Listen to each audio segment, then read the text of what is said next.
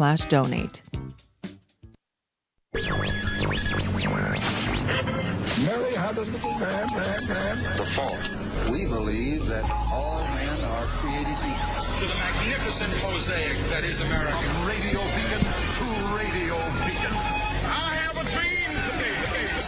Change has come to America. Believe it. Knock, knock. Who's there? It's a figment of your imagination. Randi Rhodes Show. Turn up your mind. Oh, my God. Let's talk about the details specifically of what it is that the police have alleged has been going on for months now in this region of South Florida. They have been investigating, and these are multiple police agencies, have been investigating massage parlors where they allege that women were duped in China into believing that they were coming to the United States for legitimate jobs. They got here to the United States primarily through New York and wound up in Florida in these massage parlors where they essentially were never allowed to leave the massage parlors, and that they were duped into becoming sex workers. And by no choice of their own, it's alleged, they began having to service folks who came in, and as a result, they never left, slept on the same tables where they performed their alleged duties, and then went on the back steps of these strip malls where they were and did their cooking. And one of the biggest challenges, of course, was that they did not speak any English, and so they didn't know who they could reach out to for help. The authorities say that they have been with security cameras and surveillance, watching people come and go for weeks on end, that they have that evidence. And as you heard at the news conference, they alleged one of the people of the 171 arrest affidavits that are out there, one of them is Robert Kraft, the owner of the New England Patriots. Breathe, everybody. We have to breathe. Because if I stop breathing, then we will never, ever see justice done in this country. So breathe, everybody. In, out. It's Friday. All right. So here's what I'm staring at. This is what I have in front of me. The owner of the New England Patriots, the world champions. What is this, the 4,892nd Lombardi trophy that they've been handed over there? Yeah, you know, it's like we watch football for 16 weeks and then the Patriots win. This is pretty much, you know, how football goes anymore in America. There's no, oh, hey, the Dolphins, 1972 undefeated. No. It's like you're going to watch 16 and then, maybe L.A. will play against the Patriots, maybe the Eagles, one day. And then the Patriots win. Because, it's socialism, the NFL is. You do know that, right? For those of you who are like super, super anti-socialism, it's socialism because all the money from all the teams goes into one big gigunda pot, no matter who wins. And then they split it. See how that goes? That's called socialism for the rich. And the richest of the rich is Robert Kraft. He is the most powerful man in American football. And today he was charged on 2 counts of soliciting prostitution in connection with a giant law enforcement sting effort, a giant bust on massage parlors here in South Florida, right here where I live, that has generated now 171 arrest warrants. And ESPN is reporting that Robert Kraft ain't even the most spectacular name on this list. He's like small potatoes next to some of the other people, they say, that are on this list of soliciting prostitutes. Now, why are we, just so fablunged with prostitution? I mean, prostitution's the oldest thing. Because it's human trafficking in this case. Because what we're looking at here are women who have been brought over here from China. Yep.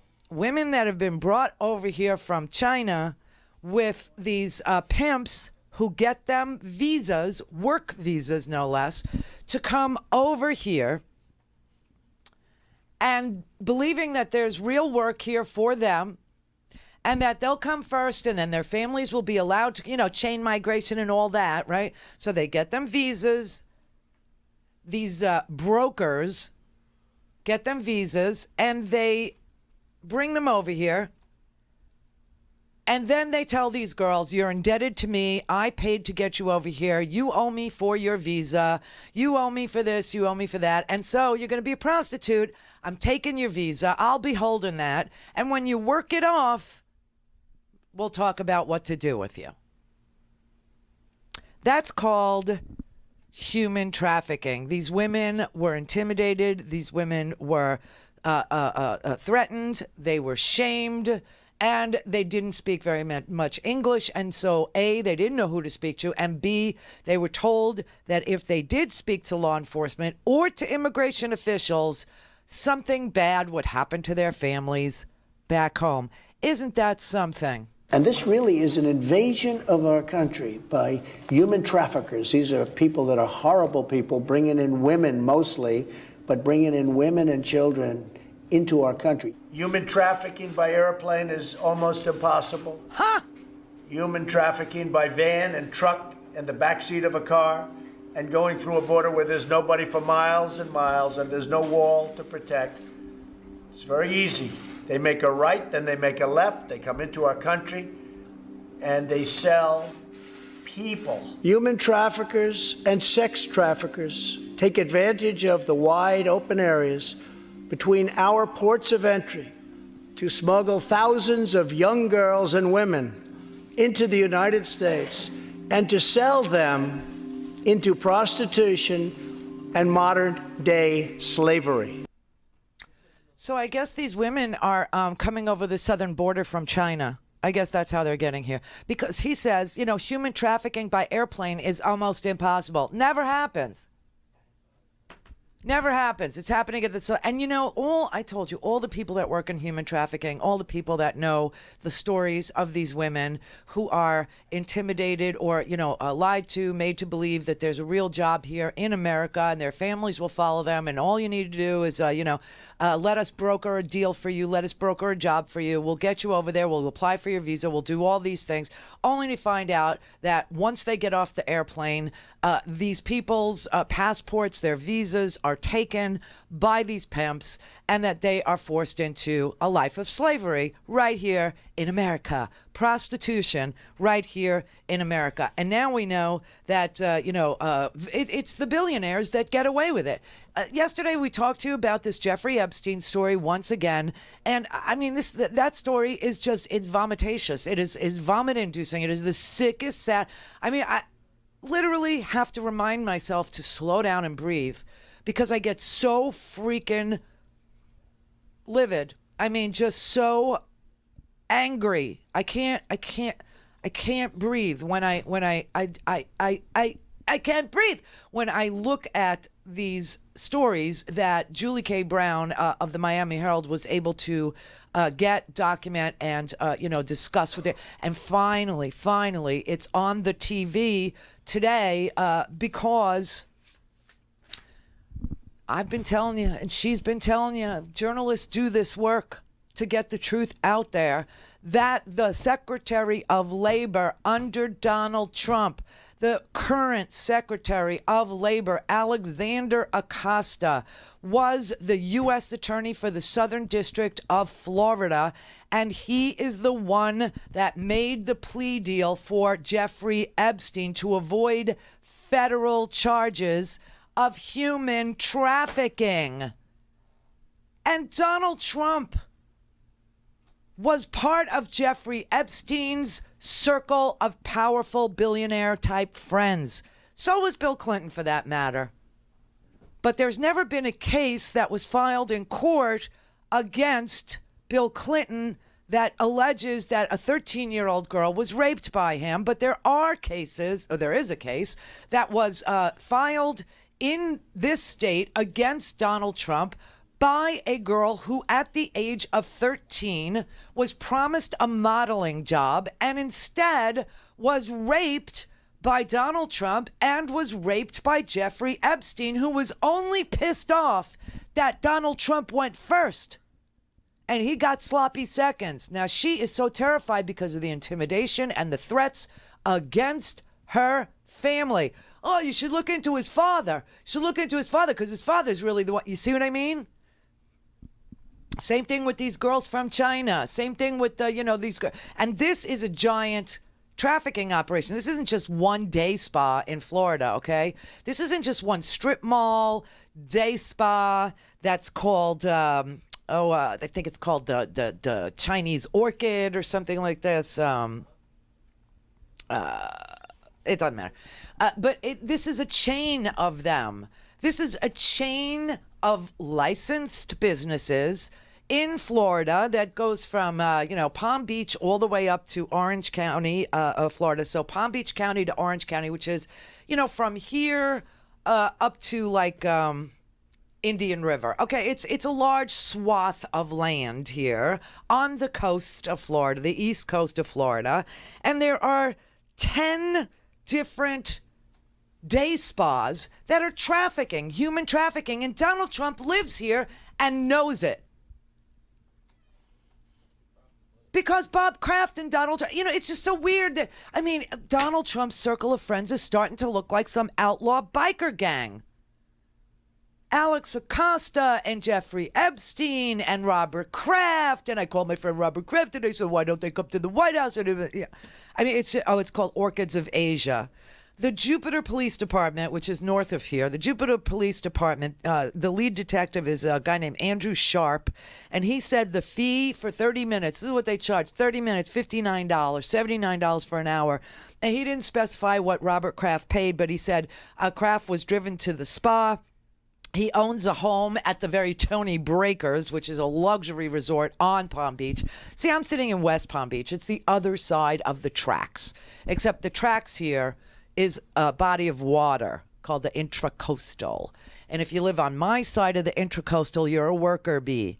And if you live on the other side of the Intracoastal, you're a billionaire. Either a ne'er-do-well inheritor of largesse, like Donald Trump,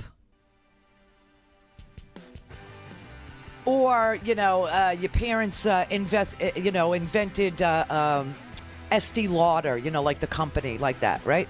But it's, so in a statement issued to the media outlets, a spokesman for Kraft said, "We categorically deny that Mr. Kraft engaged in any illegal activity. Because it is a judicial matter, we will not be commenting further." Except guess what? They have him on videotape. Ew! Oh, I want hazard pay for the Jupiter Police Department because they will never get that image out of their permanent Rolodex.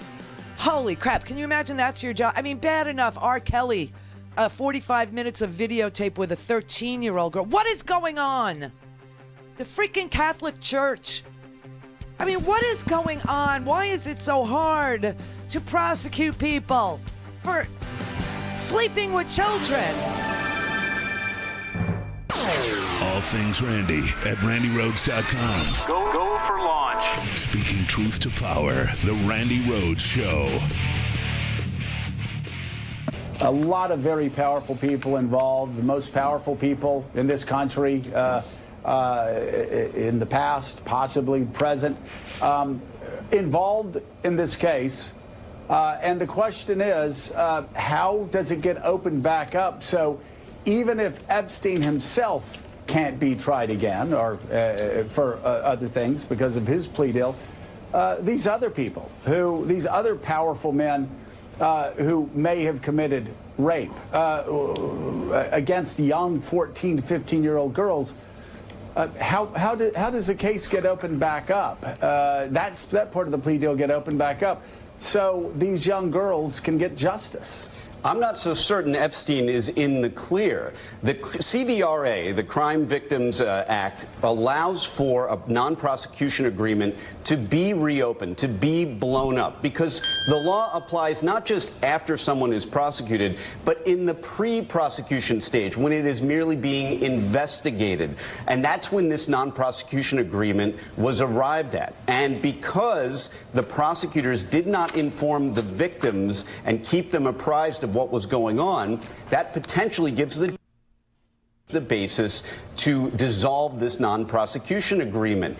And it also, if this agreement is dissolved, consider also there are other U.S. attorneys in other jurisdictions that may have a crack at Epstein, depending on to what degree it's dissolved. For example, in the U.S. Virgin Islands, where I practice, Jeffrey Epstein has long been talked about. His island features prominently in the oceanscape there. And the U.S. attorney for the territory there may look at this case if she doesn't feel bound by the non-prosecution agreement or the absence of it, if the court decides it has to go away. What this opinion appears to be is the court giving the government the opportunity to come back and say, you know what, maybe this agreement should be dissolved. Yeah, but if they don't, the law appears clear. The court has the power to break apart that agreement if it sees fit. Yeah, but it didn't. That's the creepy part. In the Jeffrey Epstein matter, this is what we're discussing here, is that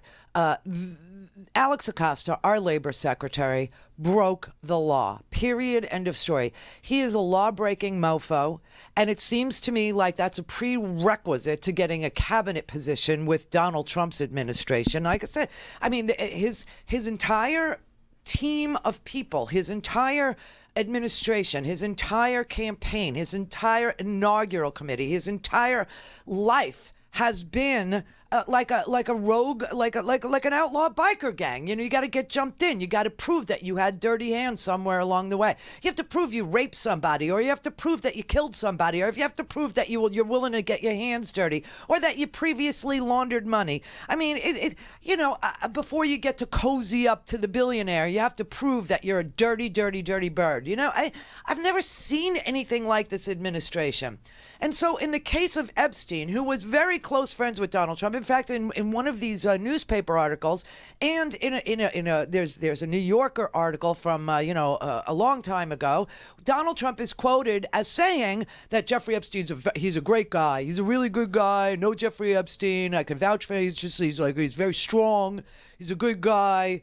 But he likes beautiful women like I do.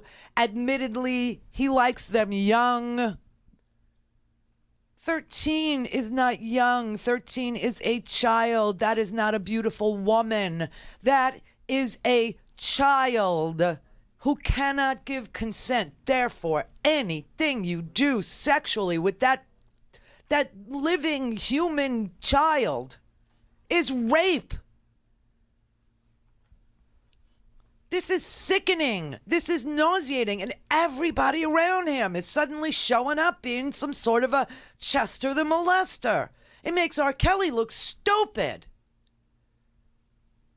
And there's videotape of R. Kelly, which is why, today they issued a warrant for Kelly's arrest, 10 counts of, sexual abuse. Why don't they just call it freaking what it is? I don't understand why they just don't call it rape. You cannot have sex with an underage girl. Now, R. Kelly, he married Aaliyah. What was she, 14? Did her parents give permission? I don't know, but I know he was put on trial in 2002, and because he was R. Kelly, the jury acquitted him like in 2.5 seconds. It's the same damn thing with Michael Jackson. It's the same damn thing with Bill Cosby, except Bill Cosby at least had the good sense to drug grown women, who then also could not give their consent, hence the word rape. But this is just, what is going on here? Good afternoon. Hello. Earlier today, Robert Kelly was indicted before a Cook County grand jury on 10 counts of aggravated criminal sexual abuse involving 4 victims. The first victim, initials HW, was involved in incidents which occurred between May 26, 1998 and May 25, 1999. A grand jury returned an indictment on 4 counts of aggravated criminal sexual abuse based on the victim being under the age of 17 and Robert Kelly being more than 5 years older than the victim. The second victim, initials RL, was involved in an incident which occurred between September 26, 1998 and September 25, 2001. A grand jury returned an indictment on 2 counts of aggravated criminal sexual abuse based on the victims being under the age of 17 and Robert Kelly being more than 5 years older than that victim. The third victim, initials LC, was involved in an incident which occurred February 18, 2003.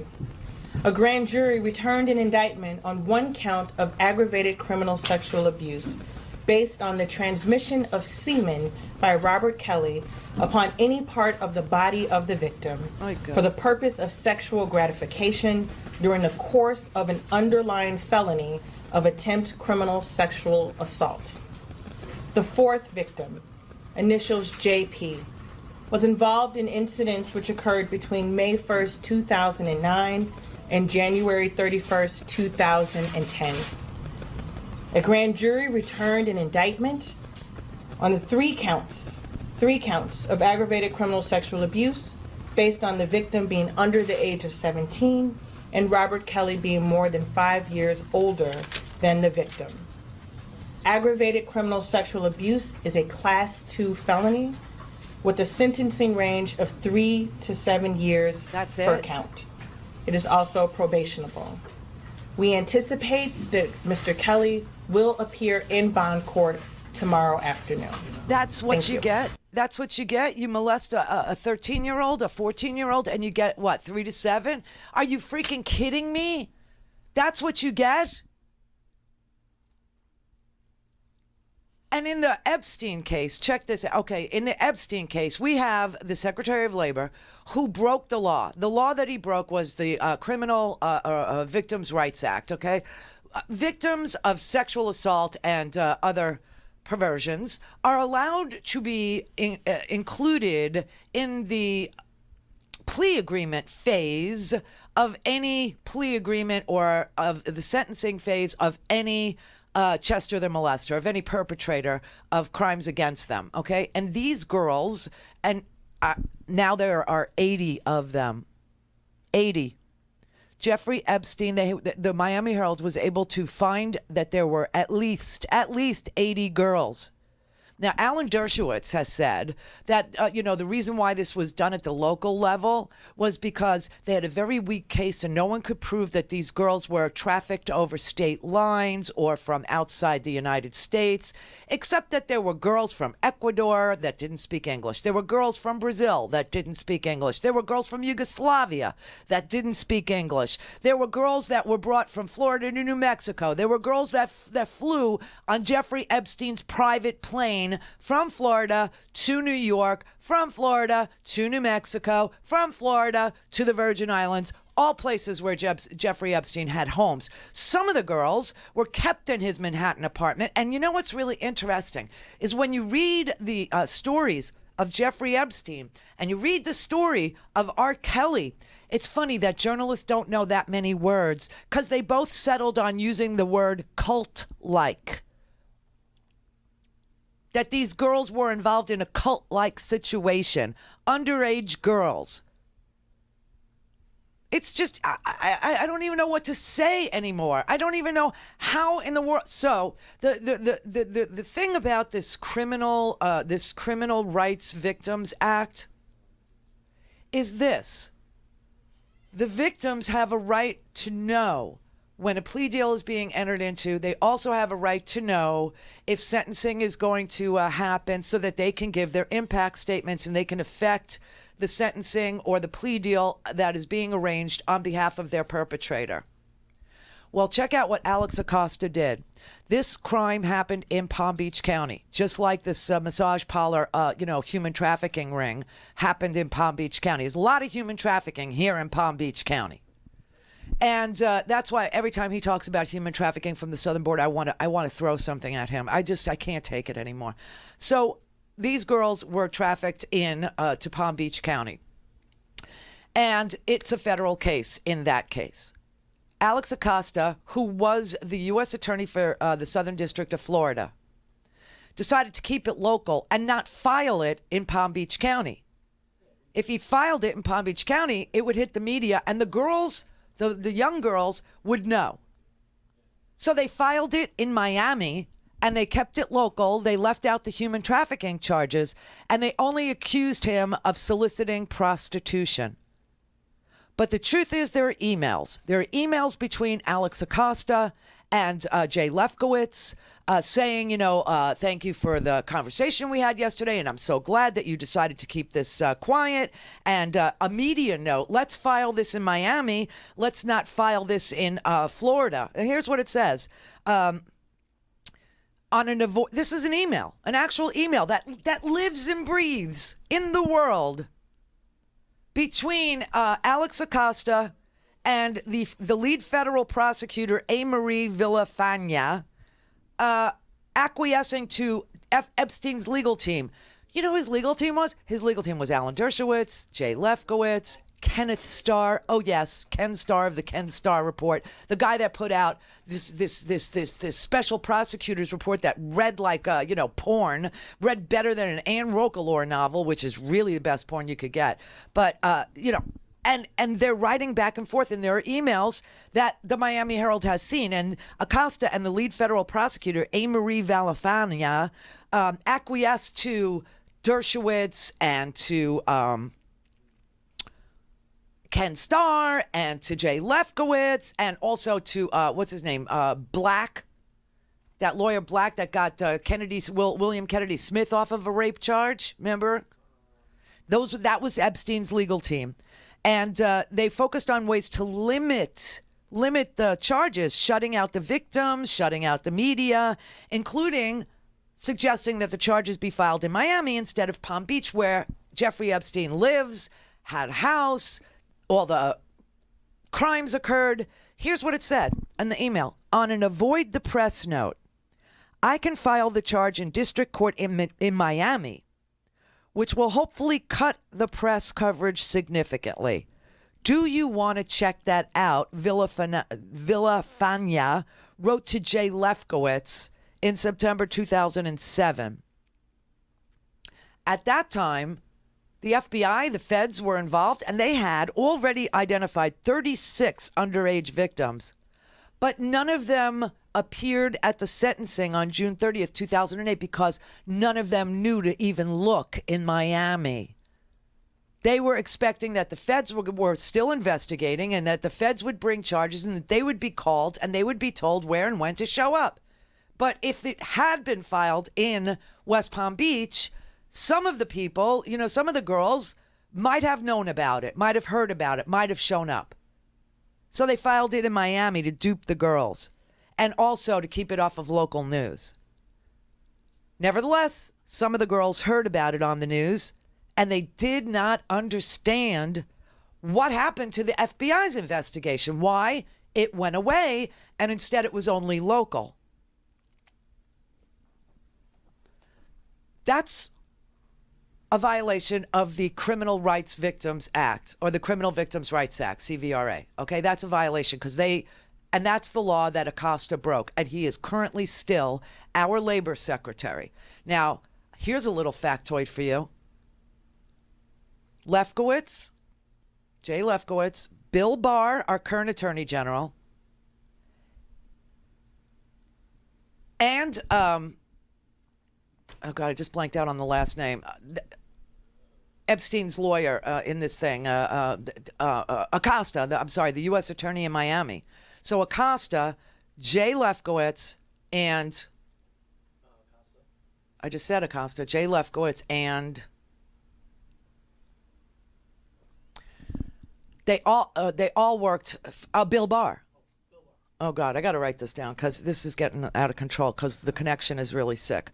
Okay, so Bill Barr, Acosta, and Jay Lefkowitz all worked for the same law firm. They all worked for Kirkland and Ellis, the same law firm. Why do I bring this up? Well, because Senator Ben Sasse is trying to put himself out there as somebody who gives a rat's ass about child rape. And so during Bill Barr's confirmation hearing, he brought this up. He brought up the Epstein case. And this was the most shocking answer that Bill Barr gave that day. And remember, Bill Barr gave a lot of shocking answers that day. He told Kamala Harris that he did not know about the Presidential Records Act, right? And Bill Barr was the Attorney General prior, right, under Ronald Reagan. So Bill Barr said, he didn't understand. And she said, you don't know what it is? It means that the president has to preserve all his papers. Yeah, well, I've been out of the game for a really long time. Okay, so now he's up for Attorney General. And you know why Bill Barr got to be Attorney General? Because Alex Acosta was supposed to be the nominee. And then this story in the Miami Herald broke. And Alex Acosta became radioactive. And so his name was taken off of the consideration, out of consideration for Attorney General. And we ended up with his law partner, Bill Barr, instead. And Jay Lefkowitz was Epstein's lawyer. Acosta was the U.S. attorney in Miami. He was the prosecutor. And Bill Barr also worked it. They all came from the same law firm. They all knew each other. And they all gave cover to this Palm Beach billionaire. No. I'm playing this. I'd like to look at the November 28th Miami Herald investigative series that I know that you followed into the crimes of Jeffrey Epstein, and I want to quote from that. Epstein, a wealthy hedge fund manager, quote, assembled a large cult-like network of underage girls with the help of young female recruiters to coerce into having sex acts behind the walls of his opulent waterfront mansion as often as 3 times a day, close quote. God. The report continues, he was also suspected of trafficking minor girls, often from overseas, for sex parties at his other homes in Manhattan, New Mexico, and the Caribbean. The Herald series continues, quote, in 2007, despite ample physical evidence and multiple witnesses corroborating the girls' stories, federal prosecutors and Epstein's lawyers quietly put together a remarkable deal for Epstein, then age 54. He agreed to plead guilty to 2 felony prostitution charges in state court, and in exchange, he and his accomplices received immunity from federal sex trafficking charges that could have sent him to prison for the rest of his life. He served 13 months in a private wing of the Palm Beach County Stockade. His alleged co-conspirators who helped schedule his sex sessions were never prosecuted, and the deal, called, again, this is the Miami Herald, a federal non-prosecution agreement, was sealed so that no one, not even his victims, could know the full scope of Epstein's crimes and who else was involved, close quote. The fact that federal prosecutors appear to have crafted this secret sweetheart deal for a child rapist obviously enrages moms and dads everywhere. On this particular case, will you commit to making sure that there's a full and thorough investigation into the way DOJ handled the Epstein case? I'm going to stop it right there. You would think that would be an easy yes, wouldn't you?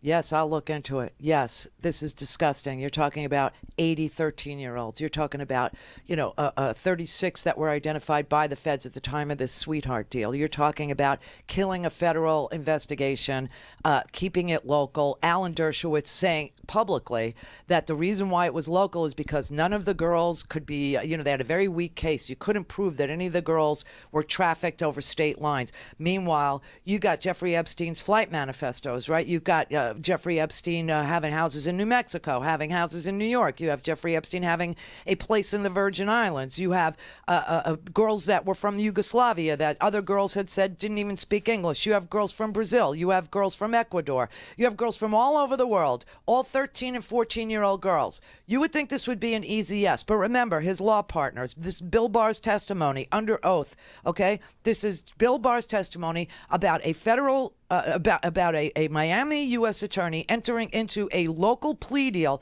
with Jeffrey Epstein that would have included human trafficking charges, 80 girls being raped. Jay Lefkowitz is also Bill Barr's law partner and also worked with Acosta at the same law firm, Kirkland & Ellis. Here is Bill Barr's answer to whether or not he'll investigate any of this. So, Senator, I have to recuse myself from Kirkland & Ellis matters, I am told, and I think Kirkland & Ellis was maybe involved in that case, so I need to sort out exactly what my role can be. And I think Kirkland & Ellis might have been involved in some way, and I have to sort out. Okay, Bill Barr was sloppy seconds to replace Jeff Sessions. First choice was Alexander Acosta of Kirkland & Ellis from the Miami U.S. Attorney's Office, Bill Barr's law partner. He has to check I think I have to recuse myself. I'm told I can't get involved in anything Kirkland and Ellis. Jay Lefkowitz of Kirkland and Ellis was one of Epstein's defense lawyers. Bill Barr worked at Kirkland and Ellis. Anna Costa worked at Kirkland and Ellis. And the three of them, make this deal, not just to keep it local and keep him out of the federal courts with federal charges after the FBI at that time found 36 girls. Oh my God. Connect. To speak to Randi, call 561-270-3844. 561-270-3844. Well, finally, Julie K. Brown is, the author of this 3-part series in the Miami Herald that reopened this case. She's finally getting the attention of the national media, and it's about freaking time because the only reason why this story is, getting out again is because Alex Acosta, who was being considered to be our next attorney general, is the person who worked out this sweetheart deal for Jeffrey Epstein. And so now everybody's interested because yesterday a judge ruled that our current labor secretary, and I don't know if you realize this, but the Secretary of Labor is responsible for human trafficking in this country. Why? Because work visas are part of the Labor Secretary's purview, and work visas are how these girls are trafficked. I told you, most of the human traffickers in this country are in this country. It's not a Mexican, thing. It's an American thing.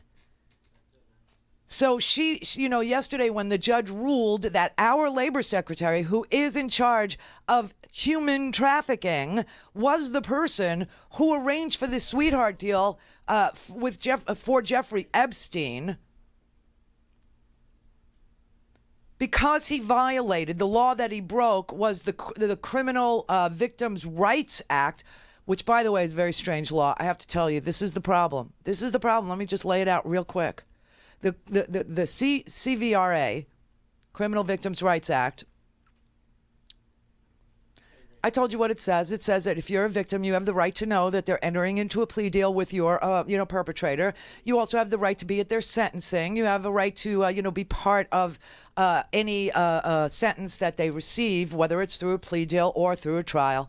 If he or she is adjudicated guilty. Well, they obviously kept these girls out of it, saying, quote, the conspiracy between the government and Epstein was really, let's figure out a way to make this whole thing go away as quietly as possible.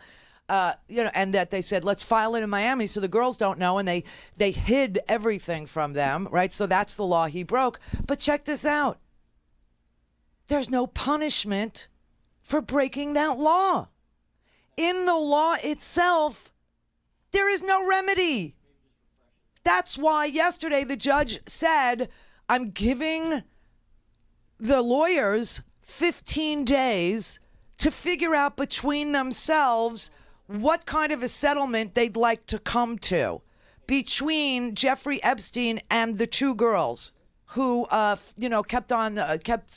this case has been alive for 11 years. For 11 years, they've been telling these girls they're crazy. For 11 years, they've been telling these girls to go away. For 11 years, they haven't been able to get their day in court. For 11 years, you have a lawyer, Brad Edwards, who is representing several of the women who were raped as minors by Jeffrey Epstein. And, they've been attacking him. He's also been threatened. He's also been filed against. He's also had to fight in the courts. I mean, it's unbelievable. So this is like the standard operating procedure is to attack the investigator, to attack your attacker, right? To attack the defense attorney or attack Mueller, right? I mean, these guys don't, like I said, these guys know exactly the thing that they need to do, and then they go about doing it. Meanwhile, all of us little people out here, we have like a million ideas about what to do, and we don't know which one will work because we've never been in a position like this before, and they're in positions like this over and over and over and over again. So they've been attacking the lawyer. They've been attacking. I mean, it's just so unbelievable. But yesterday, the court said that our labor secretary, who's in charge of issues like human trafficking, who was the Miami U.S. attorney during this period of time, who also practiced at Kirkland and Ellis, the same place Bill Barr practiced, the same place Jay Lefkowitz practiced, which is, Epstein's, part of his defense team. Barr's got to recuse himself. He can't look into it. But the judge said there's no remedy. I don't know what to do. So I'm going to leave it to you guys. I'm going to leave it to, the girls, and I'm going to leave it to, Epstein's crowd to figure out in 15 days what you want to do, because there's no punishment for violating the law that our labor secretary broke. If you read the judge's opinion, the judge really went out of his way to detail the correspondence, the letters and emails that were being passed back and forth between Epstein's attorneys and prosecutors, including Alex Acosta, who there are a number of emails and letters that were written by him that clearly show that they were working in conjunction with Epstein's attorneys to keep this quiet. They were essentially trying to, there's reference in many of these letters and emails, we've got to keep it away from the victims. We don't want them to know this. We don't want the public to know this. We'd like to, do this in another jurisdiction so that no one finds out about it. I mean, if everything that prosecutors were doing was above board, then why did they try to keep it secret? I mean, that's one thing that Alex Acosta, no one has really answered. They say, well, this was approved at all levels of the Justice Department. Right. Well, if that's true, then why did they keep it secret? Yeah, because it's not true. And that's Julie K. Brown. She is the reporter. She's been dogged because you got to realize that when she first saw this story, she was only interested in human trafficking as a topic. And it led her down this road. But all the names of the girls were redacted. So she couldn't even make a phone call and talk to anybody. She didn't know anybody's name. The papers that she saw in the court were sealed. The names when she's looking at documents, it was so redacted that it was unreadable. Unreadable. Well, think about it. He is the labor secretary. He's a cabinet member. So, his career and the careers of several of the other people involved in this case only advanced after this happened, despite, there were, stories about this over the years, but they still managed to advance in their career. How does someone who signed off on a deal for an accused sex trafficker get to be Secretary of Labor? I mean, that's the big question. That's a huge question. And that is a big question that reporters how does that happen? Will obviously be following for some time. Donnie Deutsch, it always struck me. I was always shocked. I would sit on the set. I'm not from Manhattan, not a creature of Manhattan, obviously, but I would sit on the set and hear people from time to time come up, talk about this Jeffrey Epstein, talk about Orgy Island, talk about this sex trafficking, talk about young girls, and I always sat there asking the same thing. Like, why is there no justice here? So again, for people that aren't from Manhattan, that don't know who this guy is, talk about the rich and powerful people that were always swirling around him.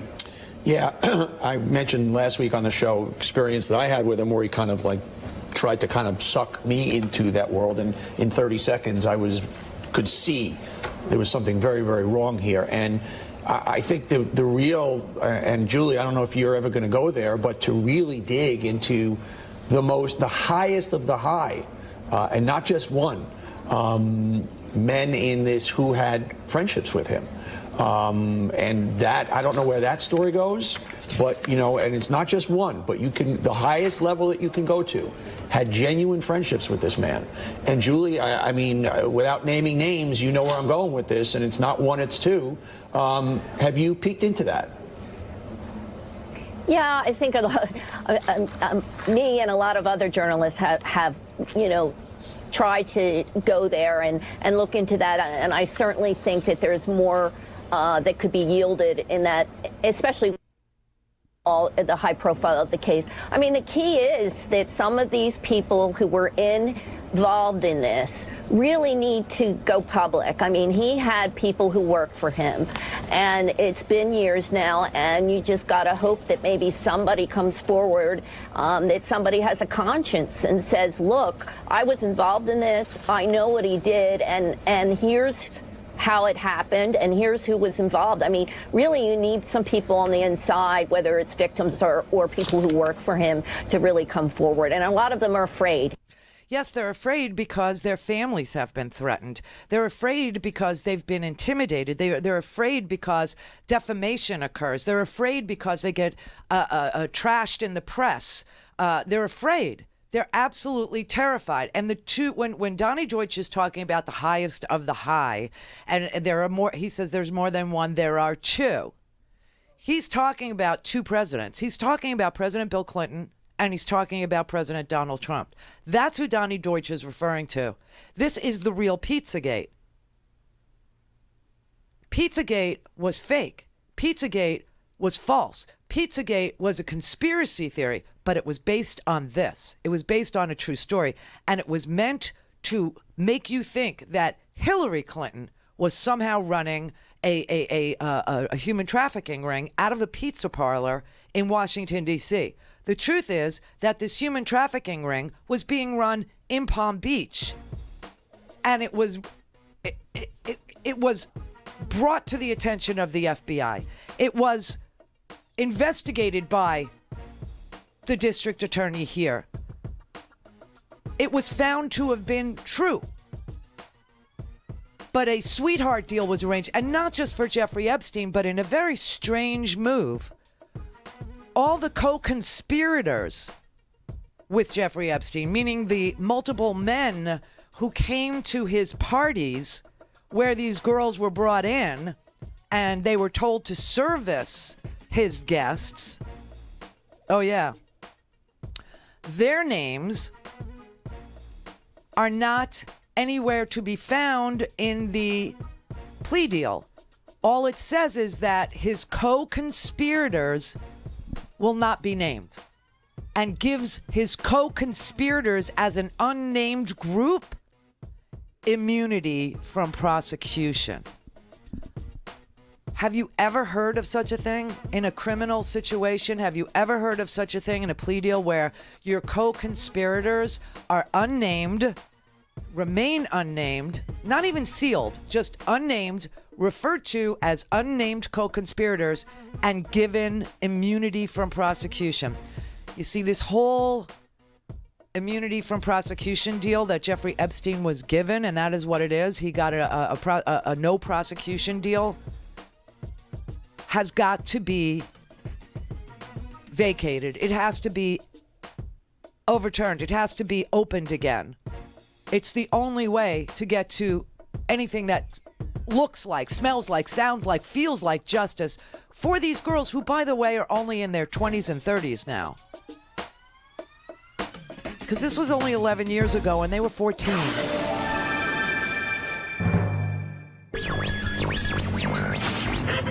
Mary had a little lamb. The fault. We believe that all men are created equal. To the magnificent mosaic that is America. From radio beacon to radio beacon. I have a dream today. Change has come to America. Believe me. Knock, knock. Who's there? It's a figment of your imagination. Randi Rhodes Show. Turn up your mind. Remember, all these girls' names were redacted from all these reports, so I couldn't get their names. Right. And and it was a decade later, and so even the lawyers that represented them really weren't returning my phone calls, quite frankly. So I had to start digging into all these. There was 10 years worth of court records and public documents. So I had to start digging through them to try to figure out who these girls were. And so it took me several months just to get the list together of the women, and then to find out where they were and to try to track them down. And I think that part of the story also was that the Herald went to court in one case to try to, and they're still fighting in court in New York to try to unseal some of these cases. A lot of them were sealed so you wouldn't know not only the names of the victims, but also exactly what Mr. Epstein and his accomplices actually did. So it was a challenge, and in some ways it was also I had to try to get people to trust me, to talk to me, and many of those people hadn't talked before because they were afraid that, quite frankly, newspaper wouldn't print the story. They felt that after all these years that Mr. Epstein and others had quieted this story, had successfully kept it secret. So I had to convince them that the Herald was going to print the story, and that McClatchy, our parent company, wasn't going to even shut it down because, quite frankly, they thought that it might even be shut down at a higher level by someone in power. How horrible. I mean, and these girls, just so you know, these girls that were victimized by Jeffrey Epstein, they were the most vulnerable people on the planet. These were people who, these were girls, young girls who came from foster care. These were girls who came from, trailer parks. These were girls who came from broken homes, whose mothers or their, absentee fathers were drug addicts or alcoholics. These were girls that had, basically no parents looking out for them. And the reason why anybody knows anything about this is because one girl, they picked on the wrong girl, had active parents, had parents who cared about what was going on and what their daughter was telling them, and it blew open this whole case. And that's how this thing first became known, and that's what got the police involved in Palm Beach. The police in Palm Beach started to see that these girls were trafficked, started to see that these girls were being moved, started to see that girls were being brought in through modeling agencies from around the world that, powerful men owned. And they realized that this was an international trafficking operation, that this was human trafficking, this was, white slavery, and that this was, something that the feds needed to become involved in. And then, of course, you have these powerful lawyers. And these powerful lawyers came into this case, because Jeffrey Epstein is a successful billionaire hedge fund guy who can, pay $2,000, $3,000, $4,000, $5,000 an hour for a defense team. And apparently his business was over at Kirkland and Ellis. It was just so interesting because everyone on both sides of the case had roots at Kirkland and Ellis, this one law firm. I mean, it's just so unbelievable. So you had Alex Acosta, who came from Kirkland and Ellis, who was now the prosecutor in Miami, which is why they turned to a prosecutor in Miami, even though this happened, 70, 80 miles north of Miami in Palm Beach County. There's about 70 miles between us and Miami. And the Jay Lefkowitz, who was defending Epstein, also came from Kirkland and Ellis. Want to know something really interesting? This is just a little tidbit for you. So, Bill Barr came from Kirkland and Ellis, and during his confirmation hearing, he told Ben Sasse he'd have to recuse himself on the Epstein case because he worked at Kirkland and Ellis. And now we're appointing a deputy attorney general, Mr. Rosen. Guess where Mr. Rosen comes from? Guess. Kirkland and Ellis.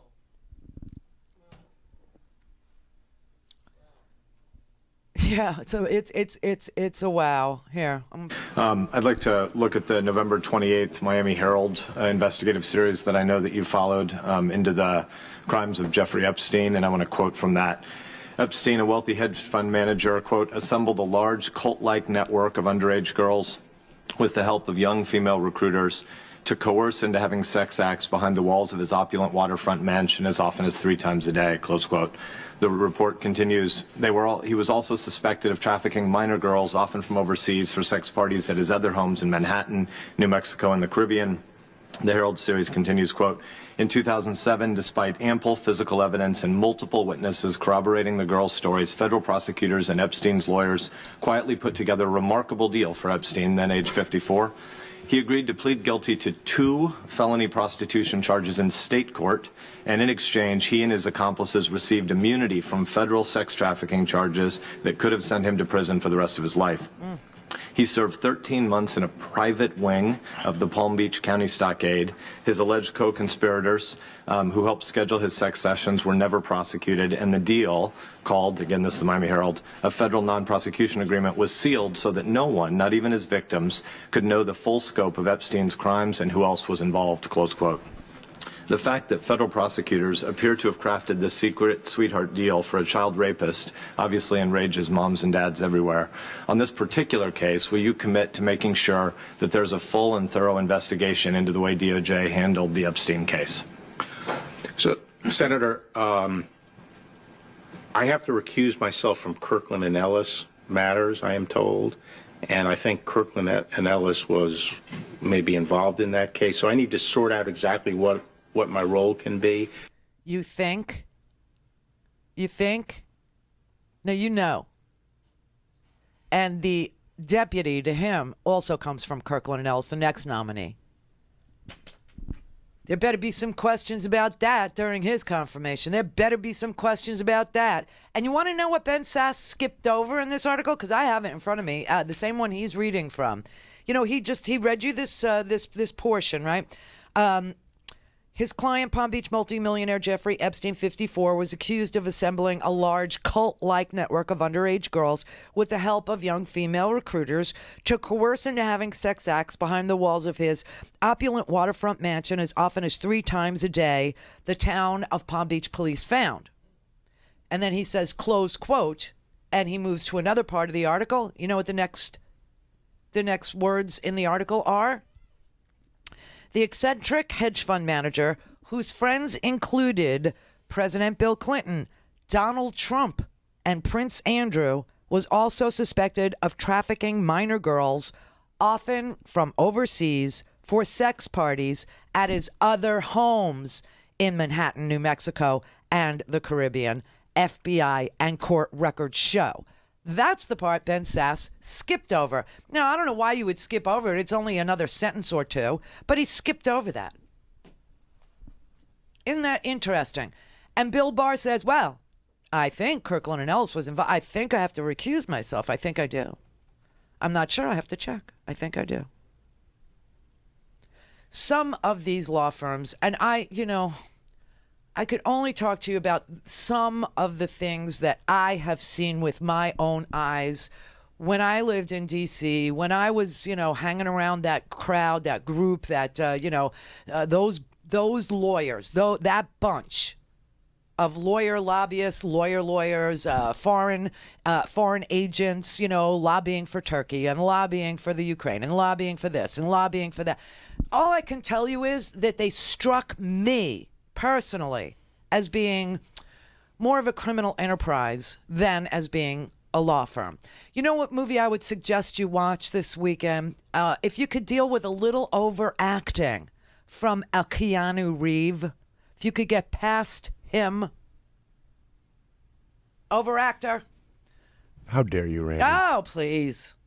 But if you could get past him, watch The Devil's Advocate. Guess what the opening scene in The Devil's Advocate is?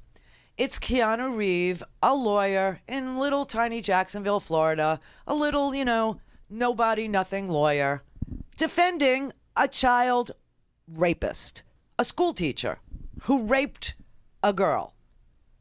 And Keanu Reeves goes into the bathroom, and all of a sudden this, guy appears in the bathroom and starts talking to him. And, you'll find out who the guy is later at the end of the movie. But he realizes that he has to win this case. He has to win. And so he puts the little girl who was raped on the stand and humiliates her, intimidates her, and cross-examines her into oblivion to the point where the child molester who did it gets off. The rest you need to watch yourself. And what you're going to find out is that the reason why the law is a crazy, crazy thing is because it reaches into every nook and cranny of your life. It reaches into everything you touch and do today.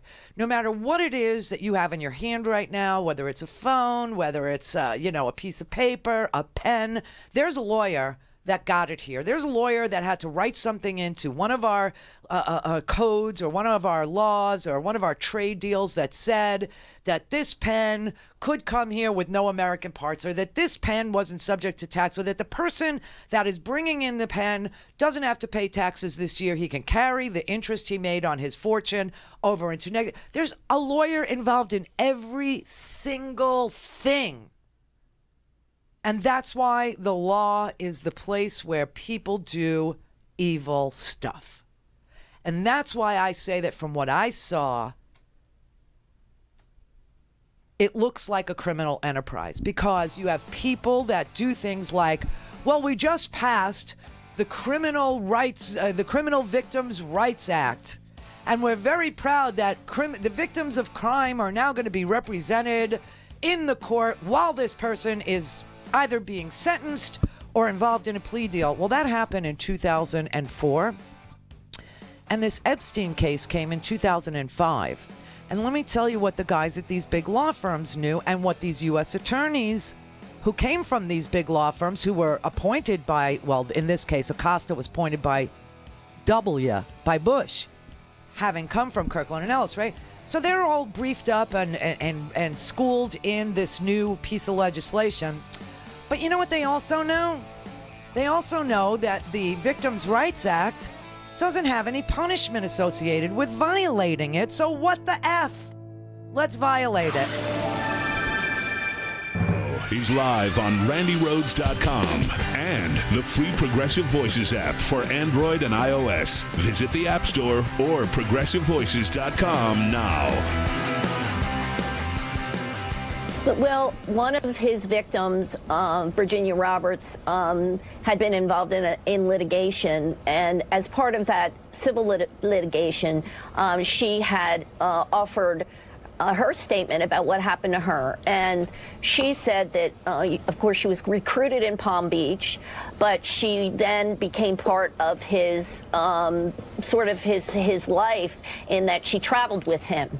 So she said that she was present and involved in sex activities on his island, U.S. Virgin Islands, in New York, in New Mexico, where he owns a ranch, and in Europe, when she traveled with him to Paris and to London, that these were activities, and she was involved in it herself, helped him find girls.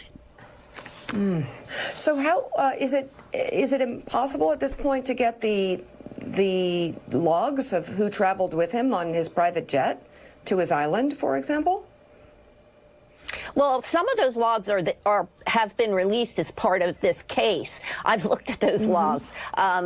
The problem with the logs is these are his pilots putting the names of people on the plane, and sometimes they're just listed by two females, or AL and GM, they're just listing them by initials. So even the logs are suspect, because, we don't know whether they're accurate or not. And really, who are these people when they say there were two females? They don't list their names. You don't even know if this is underage girls or not. Any names of prominent people on those logs?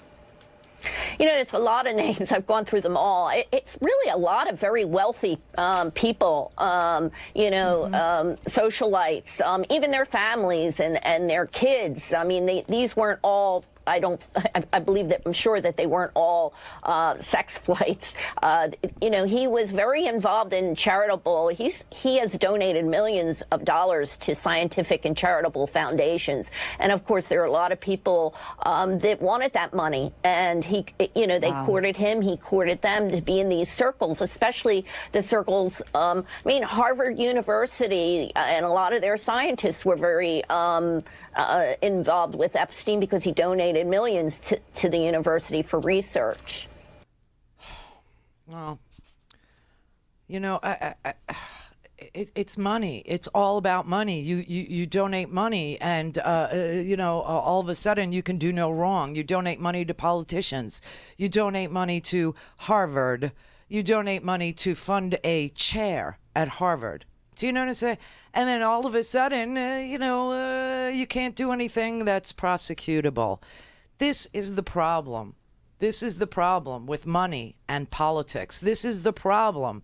These are the kinds of things that have, and these girls, just to keep it real for you, they're only in their late 20s and early 30s right now. They're still dealing with all of this trauma from this man and these men, rich, powerful men who hire,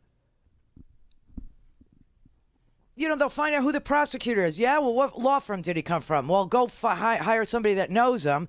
Let those two sit there and make a deal. Do you know? I mean, it's just so obvious what goes on, and that it's a protection racket, and that it's really never, ever about the victims. And so if they figure out, these two lawyers that both came from the same law firm, one is the defense attorney and one is the prosecutor now, but they're friends, and they realize that there is this Victims Protection Act that they have to tell these girls, what they're doing in a plea deal. But if they don't tell the girls what they're doing, what's the punishment? Well, that's the interesting thing there, Bob. You won't believe it, but they, in the legislation, giving the victims the rights, they don't put any punishment for violating the law. So hell, let's just violate it and see what happens. All right, I'm down with that. And that's what happened. And a judge found that that's what happened yesterday in a district court here in Florida, and said that our labor secretary, who's in charge of these matters of human trafficking, broke the law. But what's the punishment? Well, there isn't any. There's no remedy in the law. So you guys go figure out what you want to do and report back to me, Judge Mara, report back to me in 15 days. And that's where we are on this. And meanwhile, you have a sexual predator with a whole social circle of powerful men who are also sexual predators, rapists, whatever you want to call them, of young girls who all know each other and either blackmail each other or cover for each other depending on what's coming down the pike. It's so funny because when Jeffrey Epstein decided to leave Palm Beach and he went to New York, he was required to register as a sex offender there every 90 days as a result of the plea deal. In New York, he was classified as a level 3 sex offender, which is the highest safety risk because of his likelihood to reoffend. And then all of a sudden you had this prosecutor in the New York District Attorney's Office named Cyrus Vance. And he's a prosecutor currently in New York. And he decided to go to court as a prosecutor and represent Jeffrey Epstein in front of Judge Ruth Pickles. And the prosecutor in New York also argued for the perpetrator. He argued for Jeffrey Epstein not to have to register as a level 3 sex offender. And he told the judge in the case, Florida never, they never indicted him, and that the underage victims failed to show up to corroborate the case. Well, now you know why the underage victims didn't show up to corroborate the case, because the case wasn't filed in Palm Beach County where it happened, where the girls were told it would be filed and they would be called. The case was then instead filed by our labor secretary, Mr. Acosta, in Miami. And there's an email that says, just a note about media attention. Let's file it in Miami, 90 miles away, so the girls won't know to show up. So now you got the prosecutor. The prosecutor in New York defending. Prosecutors don't defend perpetrators. They prosecute perpetrators. But you have the prosecutor, Cyrus Vance, in New York, defending Jeffrey Epstein, saying, the victims never showed up in the case. And the judge in the case, Judge Ruth Pickles, she denied the petition. And she said, she read this into the record. She was astonished that a New York prosecutor would make this kind of a request on behalf of a serial sex offender accused of molesting, raping so many young girls. This is what she said. She said, quote, "I have to tell you, I'm a little overwhelmed because I've never seen a prosecutor's office do anything like this. I've done so many sex offender registration hearings, much less troubling than this one, and the prosecutor would never make an argument like this." You know what's interesting about Cyrus Vance? He's the guy who wouldn't prosecute Harvey Weinstein in New York. He refused to prosecute Weinstein.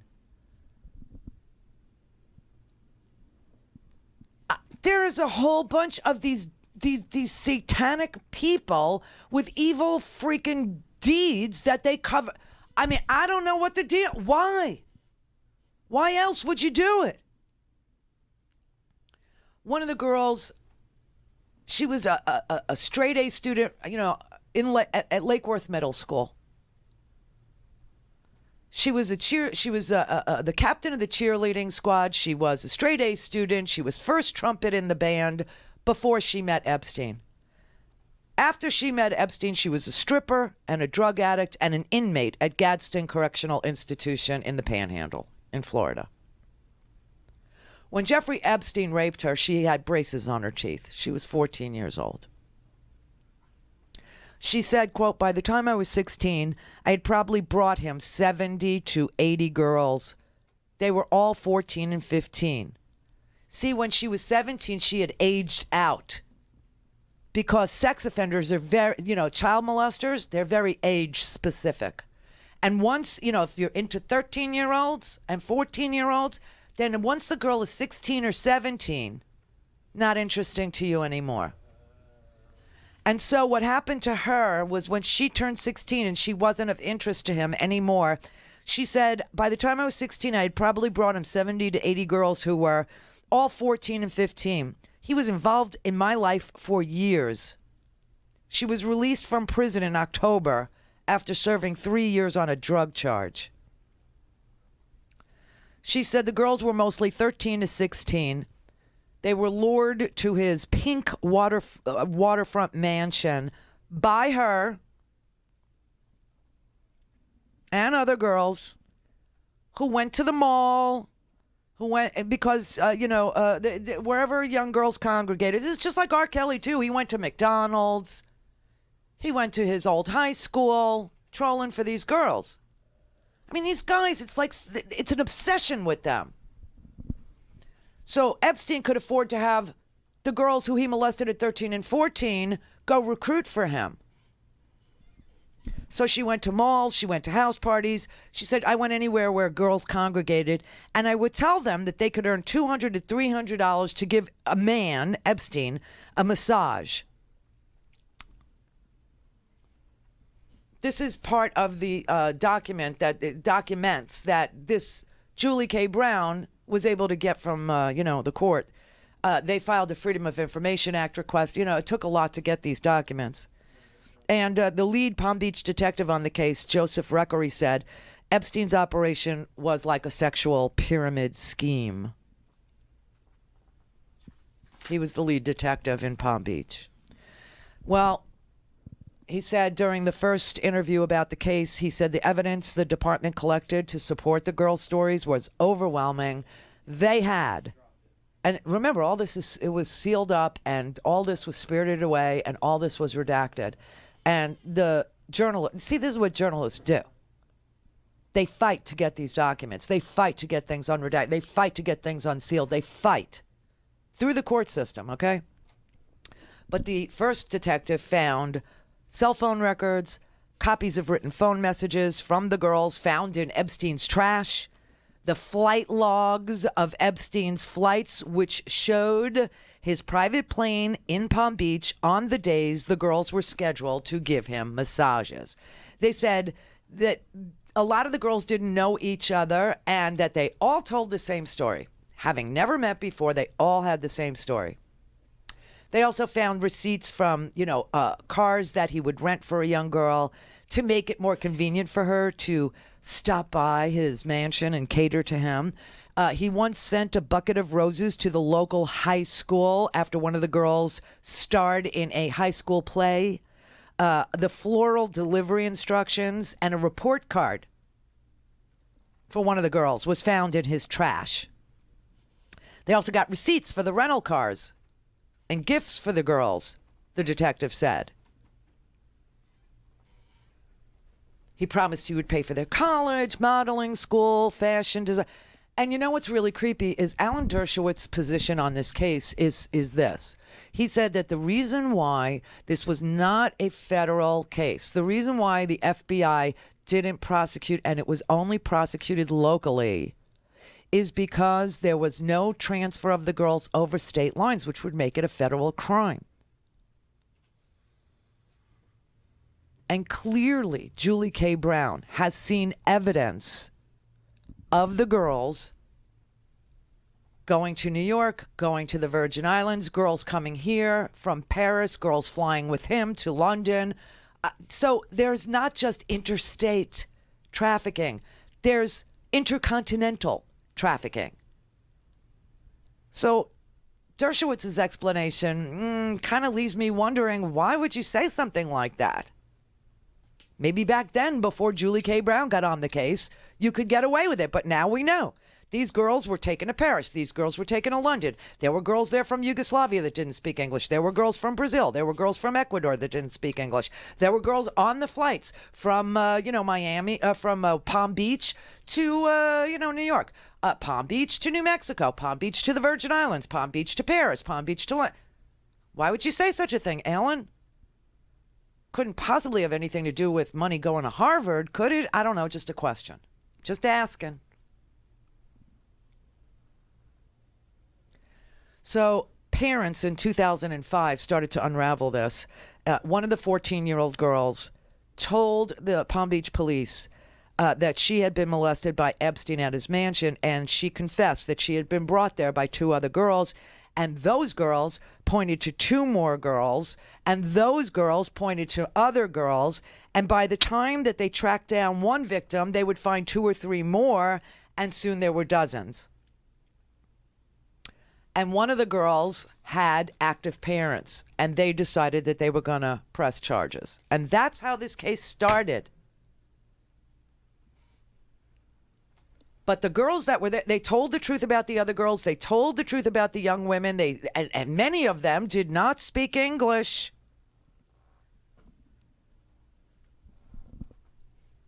So I don't know why Alan would say such a thing. I just, it just boggles my mind. It's just an open question that I have. And of course, there's a newly released FBI report that now shows that the time the non-prosecution deal was executed, a modeling agency was involved, and that they were bringing girls from all over the world. The modeling agency was called, it was the bookkeeper for the modeling agency. It was called MC2. Her name was Maritza Vasquez. She swore out a statement. She said a lot of the girls lived in a New York building owned by Epstein, who paid for their visas.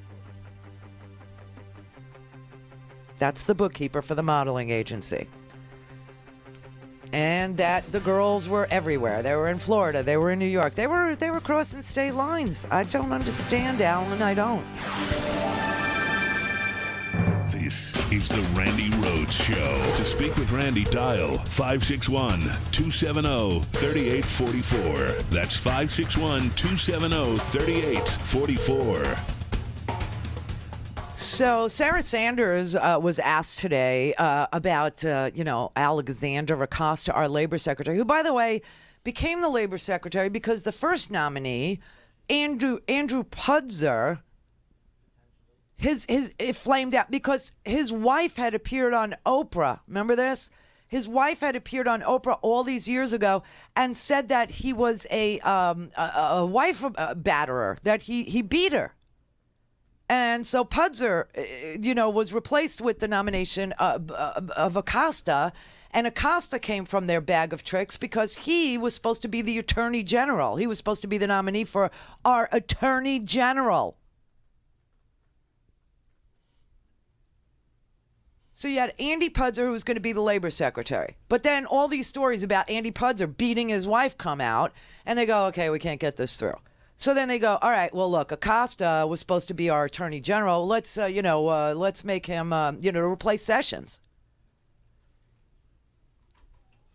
And they said, all right, put him in labor and we'll get somebody, and then we'll get Barr. Just look around Kirkland and Ellis and find somebody else. And they found Barr, and now the deputy that's going to be Barr's deputy, Rosen, he also comes from.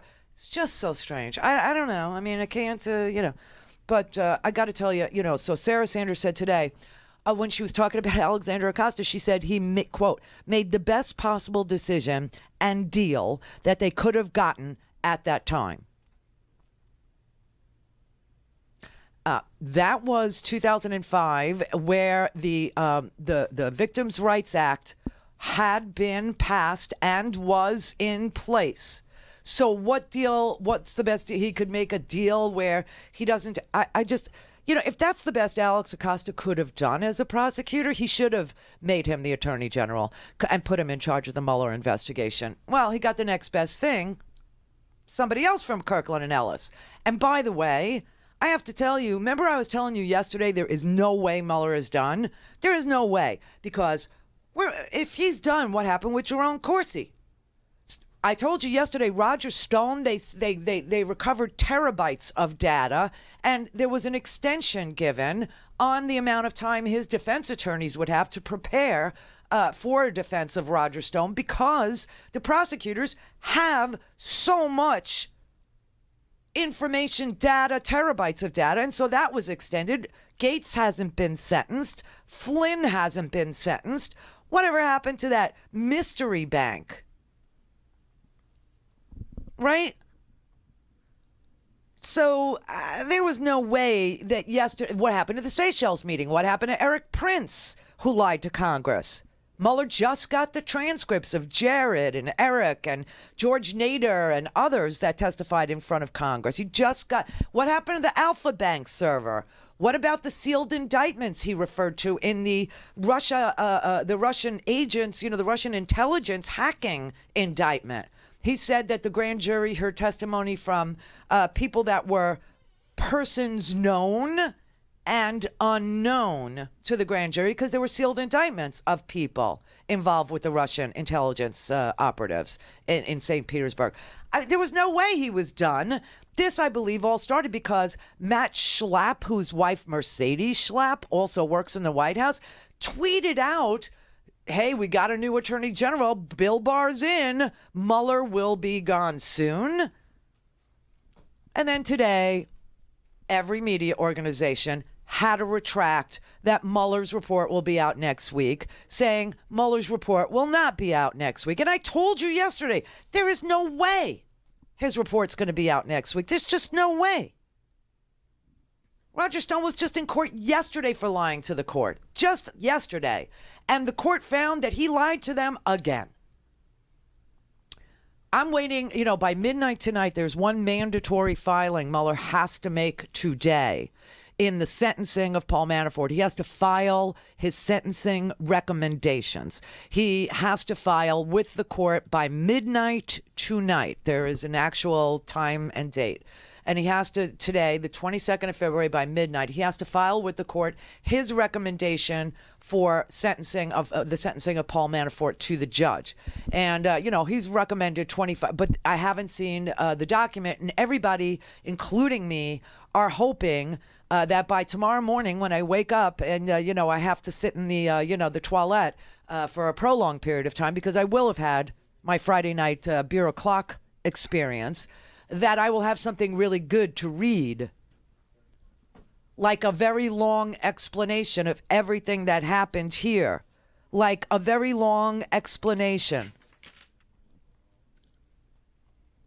a retelling, if you will, of Paul Manafort's crimes, of Paul Manafort's cooperation, of Paul Manafort's lying during his cooperation agreement. This memo that comes out today by midnight is the sentencing memo that Bob Mueller has to file in court dealing with Paul Manafort's guilty plea to conspiracy to defraud the United States, 2, witness tampering, which he committed after he was arrested, trying to reach out to former colleagues, money laundering, foreign lobbying crimes, those are an aside. This is the one that will sentence him for the conspiracy against these United States. Did he give polling data to Konstantin Kilimnik? What is Rick Gates's involvement? You know what I mean? All this stuff has to be in this document, you know? Did Kilimnik, contact potential witnesses after Manafort started cooperating? You know, I mean, I suspect that Mueller is going to recommend somewhere in the neighborhood of 25 years in prison for this 69-year-old man because he committed a conspiracy to defraud the United States. What are the chances? I mean, just put Hillary Clinton's name in it, okay? Just imagine if John Podesta, we were all waiting for Mueller's report on John Podesta's guilty plea to conspiring to defraud the United States in the 2016 election. And then John Podesta went on to witness tamper. And then John Podesta was still in contact with Russian operatives after he was already, arrested. And still he's reaching out to Hillary in the White House. And still he's reaching out to, Hillary's press secretary, still reaching out and talking to Neera Tanden, Maria Cardona, all the, people that speak for him. I mean, just imagine what would be going on in this. Oh, there'd be riots in the street.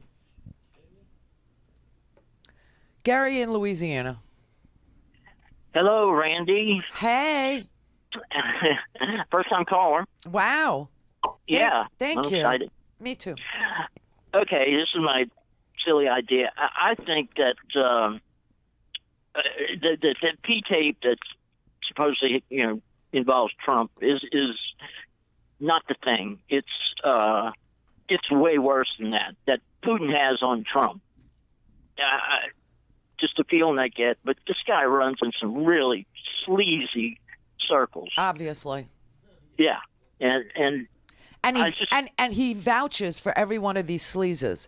Do you know? I mean, he vouched for Manafort. He vouched for Epstein. He vouched for Michael Cohen until he didn't, and then he called him a rat. He vouched for Gates. He vouched for Carter.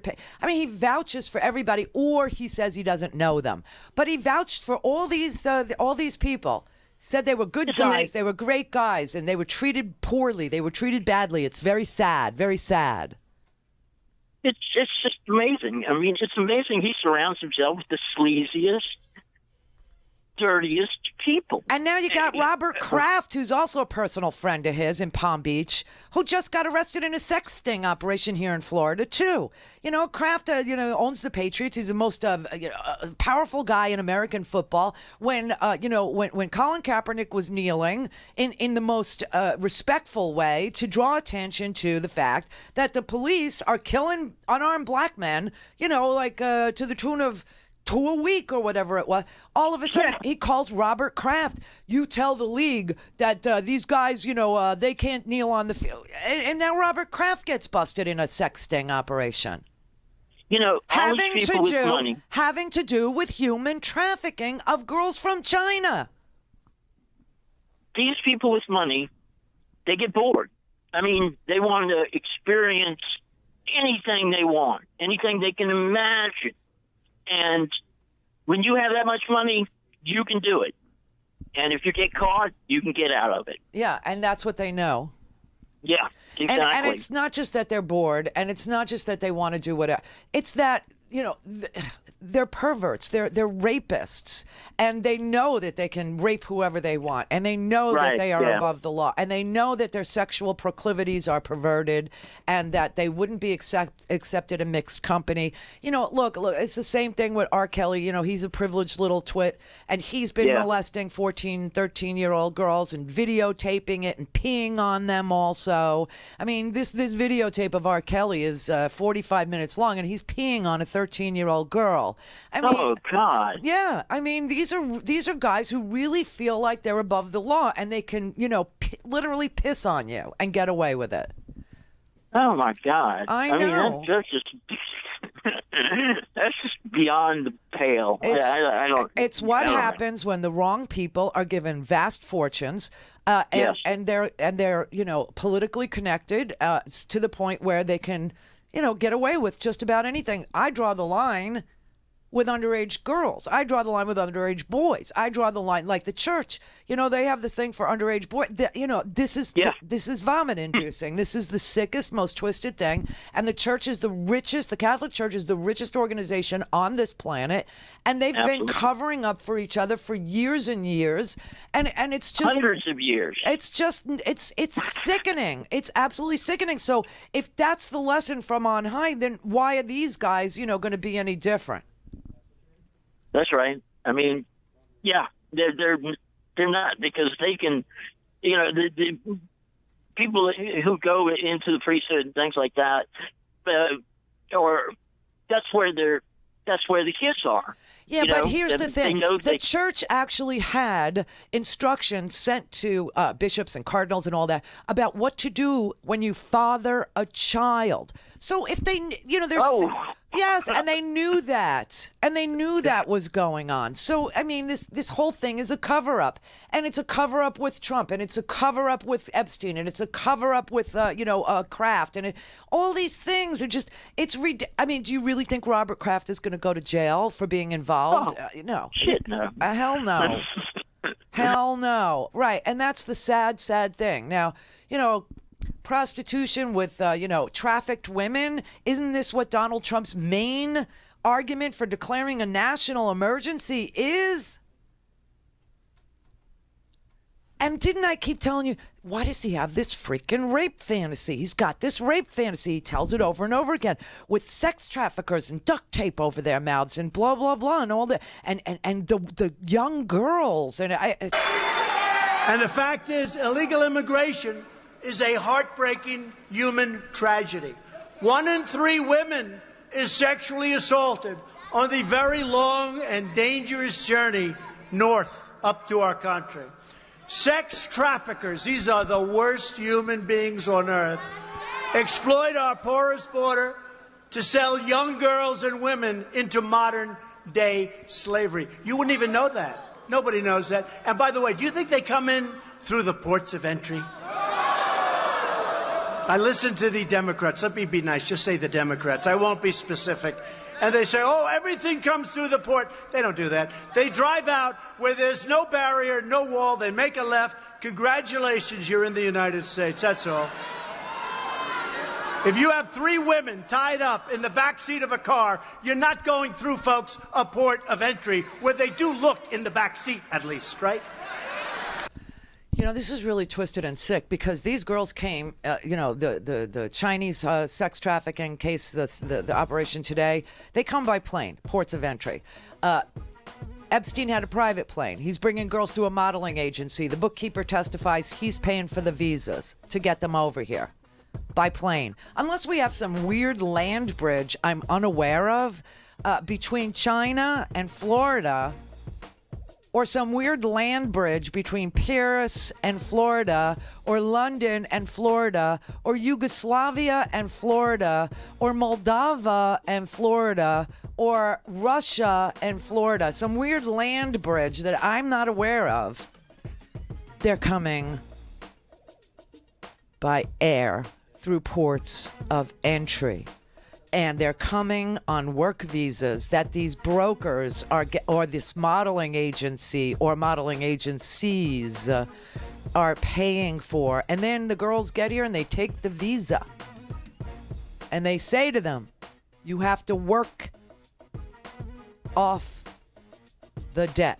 I paid for you to come here, and and then when they age out, meaning they're not 14 anymore, well, maybe they don't have a visa to go home, or maybe they didn't. So they say, well, we'll hold your passport for a little while longer. You go out and you find other girls to take your place, and then maybe we'll let you go. And you know what happens to these girls? They're found in a motel somewhere dead, OD'd, because they try to dull their pain. It's not a victimless crime, this trafficking thing. And Donald Trump is fairly obsessed with it. And he's pointing you in the wrong direction, telling you, look over there, look down, look over there. See, look down, Mexico, look down, brown people. Look up, everybody. That's who's peeing on you. Buy a stinking podcast.